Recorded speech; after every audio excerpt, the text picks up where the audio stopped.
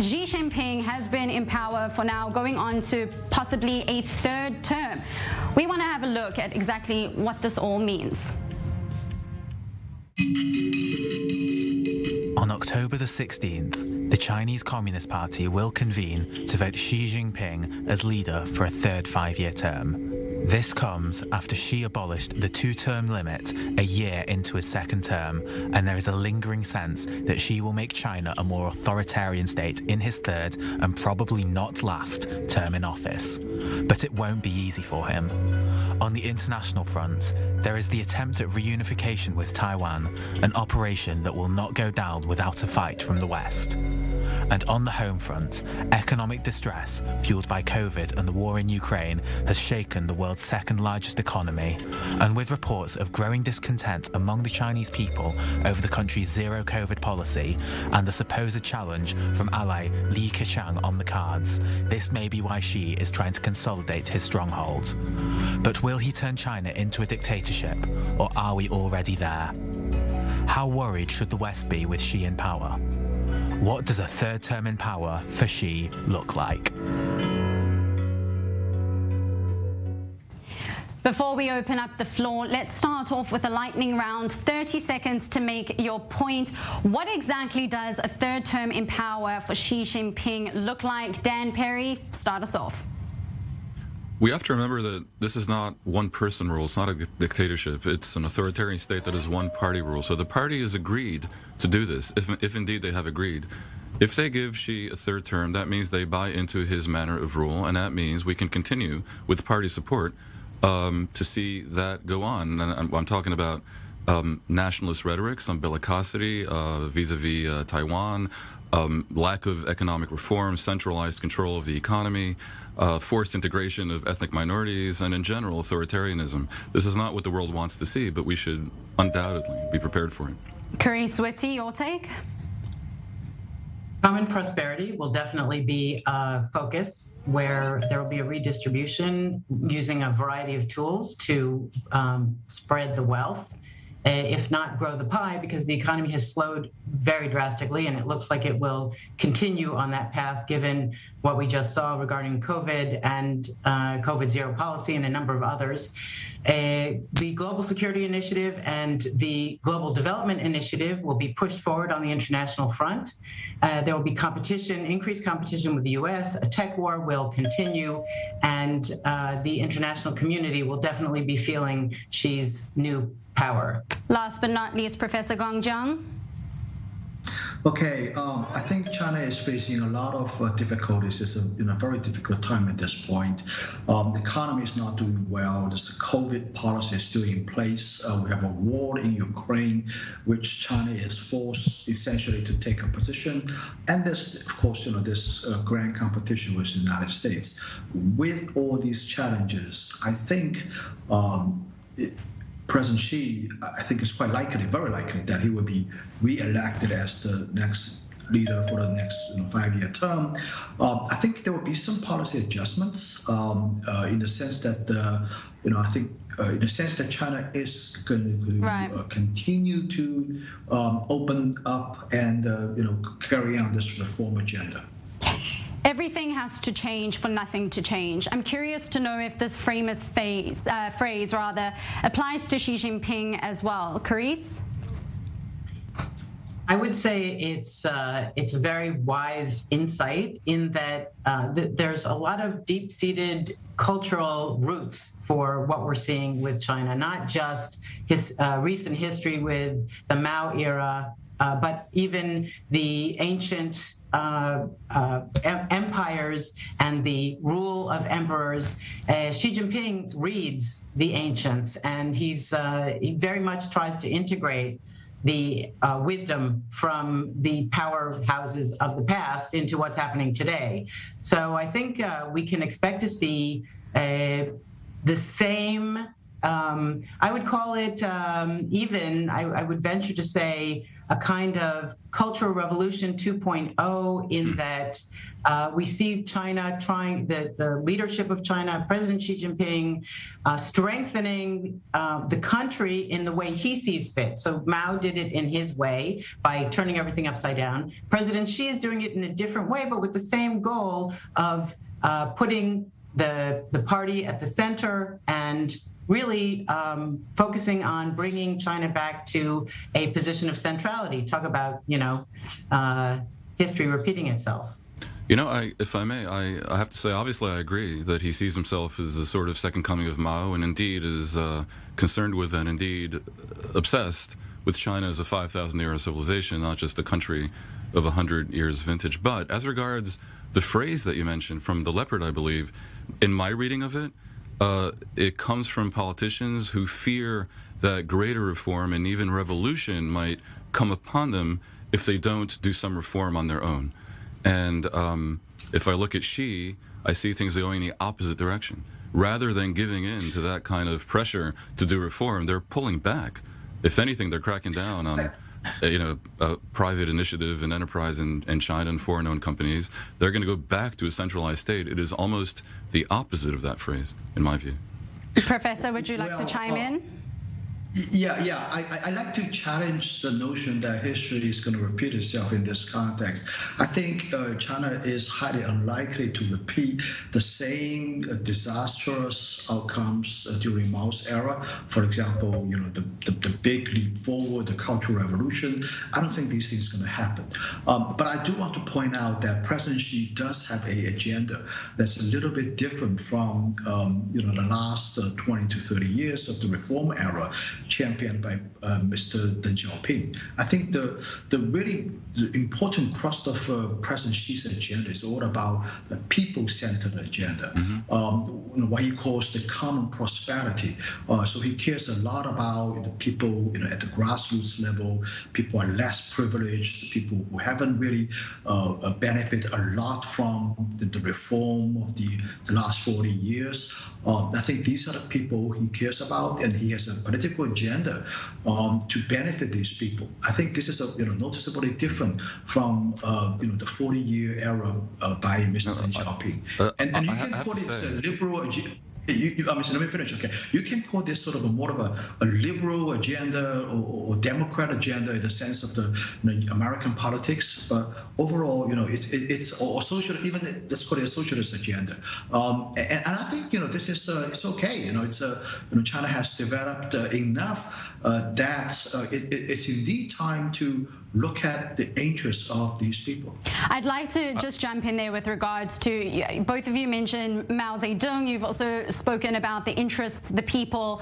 China is governed by a very strict set of rules, and it appears that Xi Jinping himself has actually broken one, known as the retirement age, in which you cannot run past 68. Xi Jinping is now 69. So the big question is here, is he aiming to stay in power forever, that he appears to have broken this rule? Dan Perry? He clearly has made an exception for himself, and I think we're going to start hearing him be spoken of as the great leader, which harkens back to Mao. I have to clarify what I meant before. You're going to hear more and more of how he's a second coming of Mao, and maybe that can be a little bit flippant. No one thinks Xi is going to go mad with power the way Mao did, and also he couldn't probably get away with that in an era where even in China, information does sort of get around. So I'm not expecting another great leap forward, but I am expecting a highly centralized style of rule that is partly based on a managed personality cult, which will be somewhat reminiscent of Mao, especially in as much as he's going to be longer serving than any of his predecessors since Mao, who himself was, I guess, 27 years or whatever it was.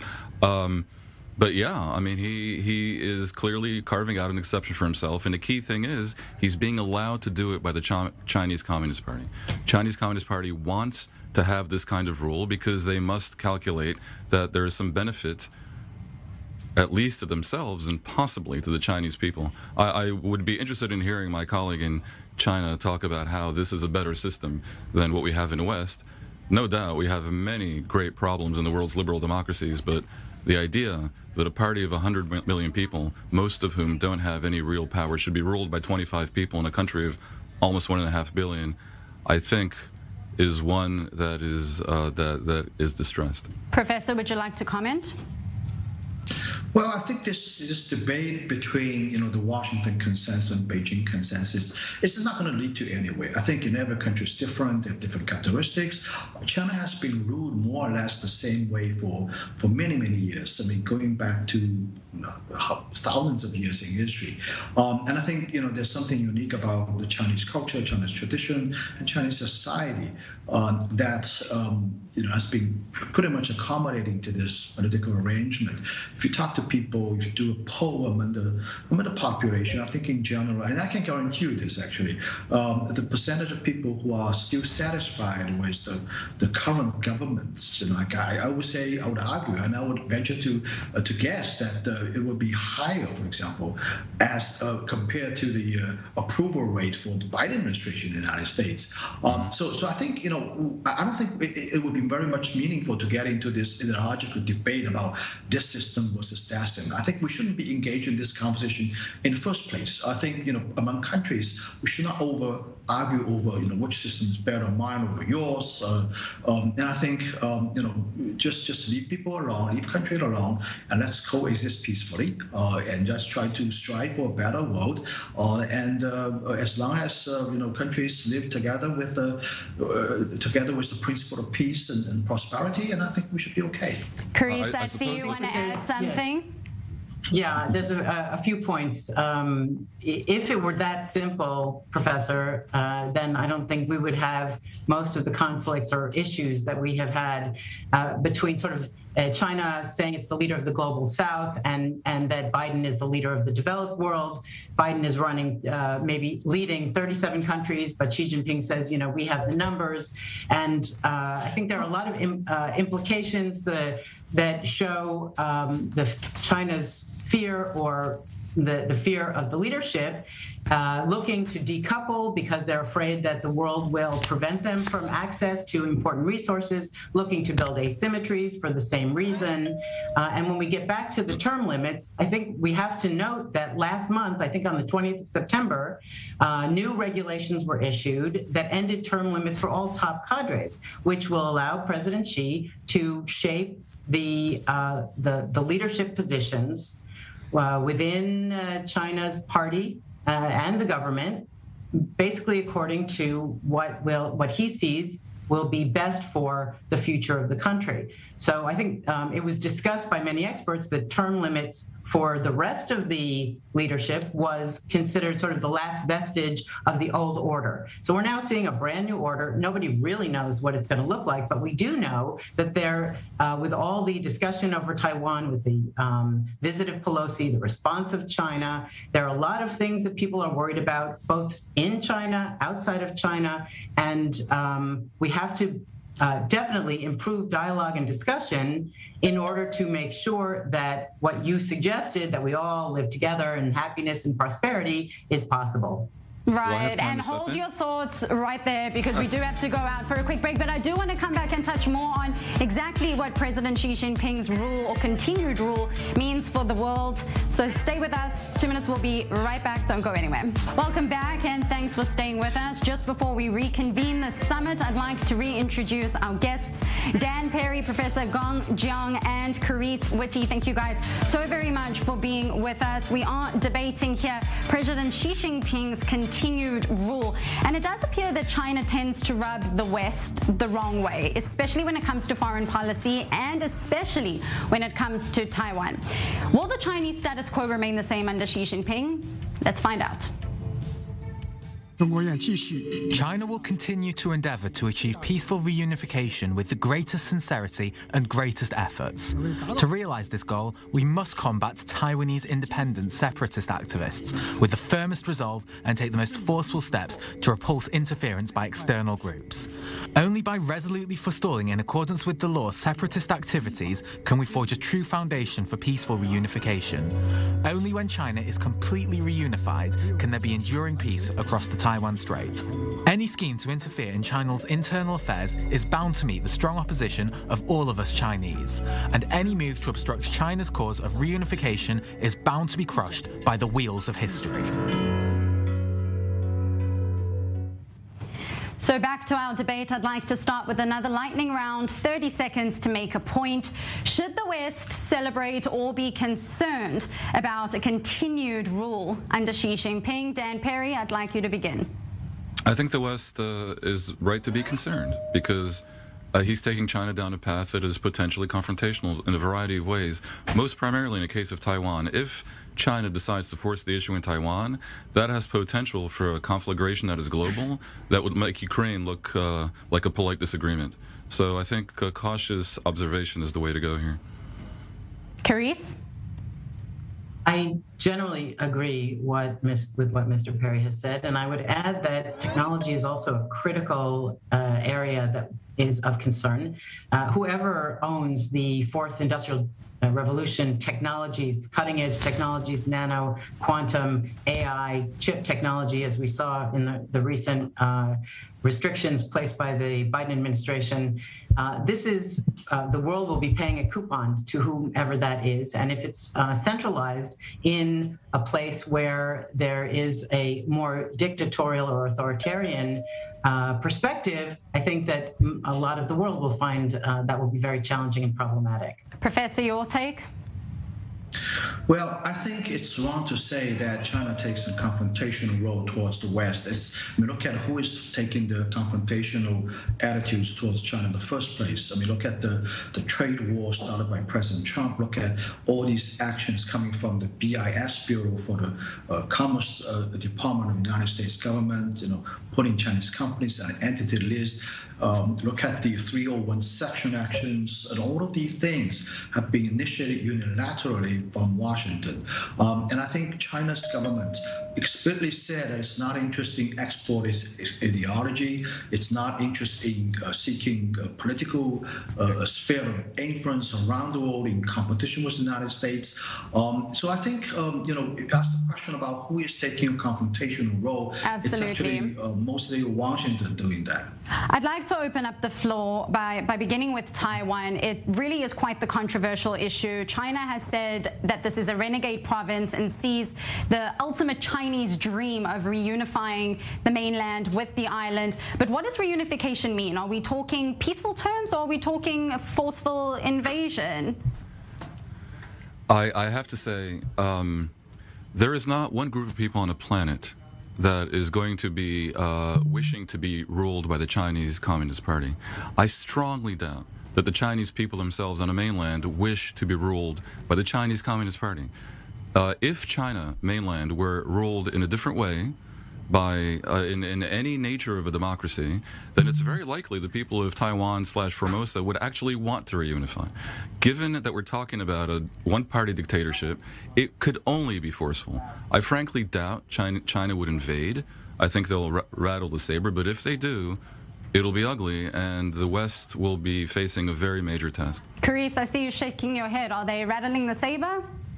No, that I'm shaking my head about the idea that the Chinese people don't want to be ruled by the Communist Party. I think that is, I really disagree. When has that been tested? I personally might not like all the policies of the Israeli government, and the people of the U.S. don't like their policies there. I'm sure the Chinese people don't like some of the policies, but the party has achieved quite a lot, and I think we have to give credit where credit is due. And the 40 years have seen 800 million people, raised out of poverty, and there have been a lot of improvements in the society. And I also am a firm believer that we should not impose. I don't think democracy is good for everybody. We saw how democracy was so unsuccessful when it was pressed in Egypt. Countries need a whole cultural construct to internalize democracy. Just because the Jews happen to be born to it doesn't mean that everybody is. It was natural for us in Israel, but other countries have to have their own systems that work. And I would say that the challenge of Taiwan is how to manage it. I think strategic ambiguity has done a good job. Deterrence is very important. as Xi Jinping strengthens, he is looking more and more to push the agenda of reunification. But after we saw one China, two systems disappear in Hong Kong, it's very difficult for the Taiwanese to believe that they can continue their way of life, which is what Tsai Ing-wen has said. Nobody can take away our freedom and democracy. So if there is a way for the Taiwanese to remain fully democratic and continue forward, the word reunification, we need to look at how we can be flexible in that definition, because I agree. But may I just ask, they don't want to be joined into China. Why would democracy work in Taiwan, which you seem to concede, and not work in China? And also, I don't doubt that the Chinese Communist Party has achieved economic growth. We all see, although we don't really trust their numbers, but we see people have been brought out of poverty, very much industrialization on what was formerly an agrarian economy. But do we really believe that if they had all the information, as opposed to Xinhua controlling all their information, these people would want to be denied any semblance of freedom? Do we really believe the Chinese people, the Han people, would choose that if they had the various accoutrements of free choice? Frankly, I don't. Professor? We're talking about the issue of Taiwan. I think there's a world of a difference between whether people in Taiwan want the mainland rule from Beijing versus maintaining the current status of pretty much the status quo that is very much autonomous, other than enjoying all the benefits practically of it's like a quasi-state, other than officially declaring a sovereign state. There's a world of a difference there. The first scenario is actually not what Beijing is looking for.